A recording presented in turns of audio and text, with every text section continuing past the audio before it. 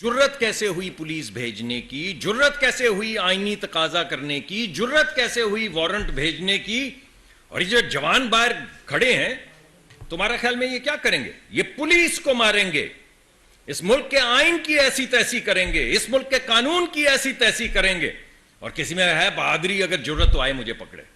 वाह वाह वाह, क्या बात है, क्या बात है। और कौन कर रहा है जो क्या था, चाहे सिलेक्टेड ही सही भाई, मगर वजीर आजम, वो शख्स जिसके हाथ में आइन दिया गया था, जिसको कानून दिया गया था, जिसके हाथ में वोट नहीं मगर चलो सिलेक्टेड कोई धांधली ज़दा कोई कागज दिया गया था कि इस मुल्क के गरीब लोगों की हिफाजत करना, वो कह रहा है कि इन सब की ऐसी की तैसी।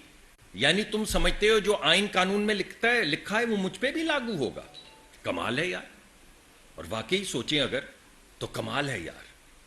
जब से पाकिस्तान बना, चाहे वो मौलवी तमीजुद्दीन साहब थे, चाहे वो कोई और साहब थे, कोई जस्टिस मुनीर थे, कोई मलिक गुलाम मोहम्मद थे, कोई जियाउल हक साहब थे, एक ये साहब भी हैं, सबका मुकदमा एक ही है कि आइन वाइन होगा कहीं, मुझ पे लागू नहीं, मुझ पे लागू।